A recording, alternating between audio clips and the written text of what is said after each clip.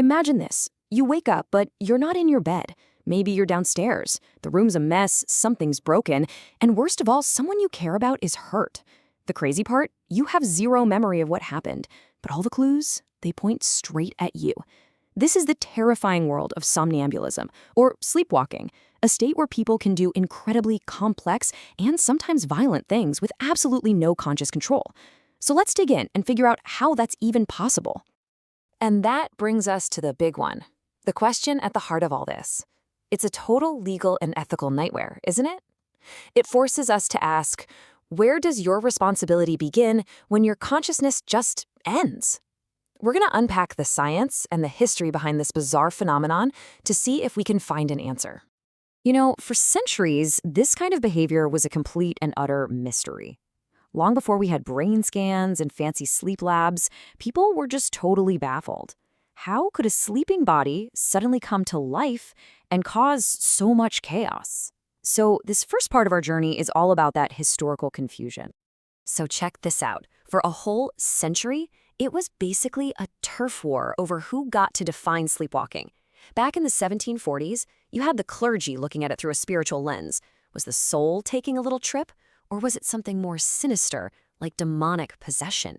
Then, by the 1780s, the physicians jump in, saying, hold on, maybe this is just a physical glitch in the brain. And finally, in the 1830s, the lawyers had to get involved to figure out what it all meant for crime and punishment. It was a real battle to explain these so-called soul sleepers. Okay, so that centuries-old mystery, it finally started to make sense thanks to modern neuroscience. And the answer is pretty wild. It's not that the person is asleep or awake. It's that they are, shockingly and sometimes dangerously, both at the very same time. The key idea here is what scientists call a dissociated state. When they scan the brains of sleepwalkers, they see something incredible. Parts of the brain that control movement are fired up, almost like they're wide awake. But, and this is the absolute kicker, the parts responsible for rational thought, for awareness, for making memories, they're still deep in non-REM sleep, the most profound, dreamless stage you can be in.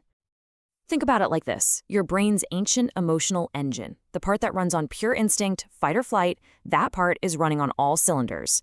But your prefrontal cortex, the modern, rational driver that understands consequences and social rules, it's completely offline, totally asleep at the wheel. It's basically an engine with nobody driving the car. So how does that actually spiral into violence? Well, it all starts with a simple trigger. Maybe someone gently touches the sleepwalker to guide them back to bed, or there's a loud, unexpected noise. The emotional brain, especially this part called the amygdala, misreads that as a serious threat and just reacts. It goes into full-on primal defense mode.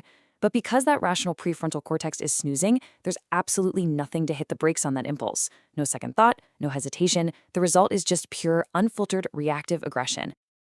But here's the really important thing. Most people who sleepwalk are not violent. In fact, these violent episodes are incredibly rare. So why is that? Well, it turns out it takes more than just that disconnected brain state. It requires a kind of perfect storm of risk factors, something scientists describe using what's called a biopsychosocial model.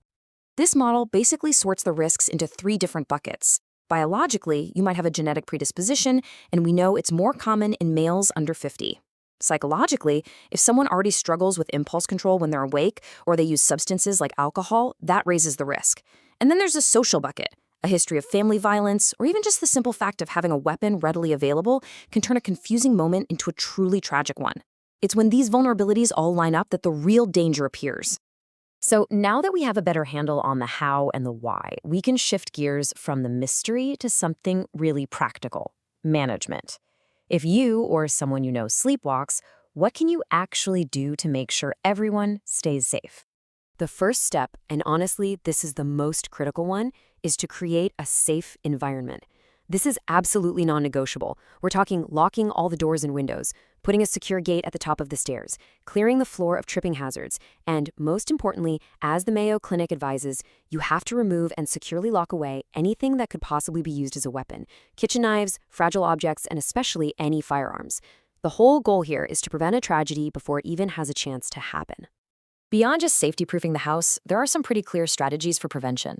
The 2 biggest triggers are fatigue and stress, so just getting enough sleep and managing anxiety can make a huge difference. Avoiding alcohol is also a big one, since it really messes with your sleep patterns. There's also this pretty fascinating technique called anticipatory awakenings. If someone always sleepwalks around, say, 1 in the morning, you gently wake them up about 15 minutes beforehand to basically reset their sleep cycle. And of course, treating other sleep disorders or, in very serious cases, using medication can also be really effective. And this, I think, gets right to the heart of the matter. This is a direct quote from the research. Sleepwalking violence is almost always an accident. It's a panicked, impulsive reaction to being startled. It's not a pre-planned attack. The sleepwalker isn't hunting down a victim. They're just blindly reacting to what their half-awake brain thinks is a threat. That distinction means everything when we start talking about intent, or really the complete and total lack of it. And all of this brings us right back to where we started, but now with a much, much deeper understanding. The whole phenomenon of sleepwalking violence forces us to look at a really uncomfortable truth.